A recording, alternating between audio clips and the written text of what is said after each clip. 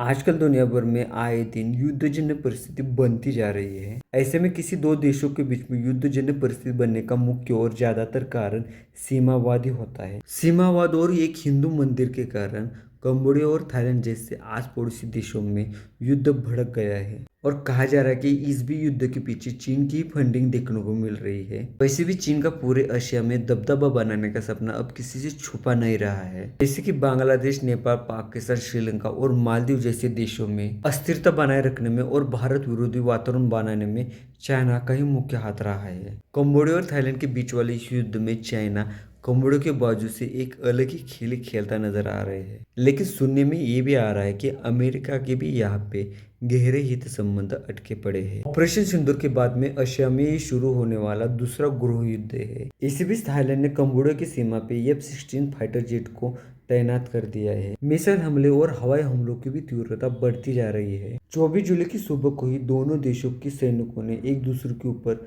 बंदूकें तानते हुए gun fire चालू कर दिया था। कंबोडिया के सैनिकों ने भी MLRS सिस्टम से रॉकेट लॉन्च कर दिए हैं, जिसके प्रत्युत्तर में थाईलैंड के वायुदल ने F-16 फाइटर जेट से कंबोडिया के गैस स्टेशन पे हमला कर दिया है। भारत पाक के सीमावाद से भी बहुत पुराना इस युद्ध का इतिहास रहा है। इसके पहले भी मई महीने में इन दोनों देशों के बीच में युद्ध के आसार बनते जा रहे थे, लेकिन दोनों बाजू से थोड़ी समझदारी दिखाई गई। युद्ध नीति, लश्कर और दारोगा इन सभी मायनों में कंबोडिया थाईलैंड से बहुत ही कमजोर देखने को मिलता है। शायद इन्हीं मुख्य वजहों के कारण चाइना भी कंबोडिया की आड़ से अपनी युद्ध नीति को और दारूगोला को एक बार फिर से चेक कर रहा है। दक्षिण एशिया में भारत के हित संबंधों को धोखा देते हुए चाइना अपना प्राबल्य बनाने की फिराक में है। अगर ये युद्ध बहुत बड़े पैमाने पे बढ़ जाता है, पहले तो भारतीय व्यापार के ऊपर जरूर परिणाम पड़ेगा और इसी टारगेट को मद्देनजर रखते हुए चाइना बहुत सालों से भारत विरोधी वातावरण भारत के आस पड़ोस के देशों में तैयार करता आ रहा है।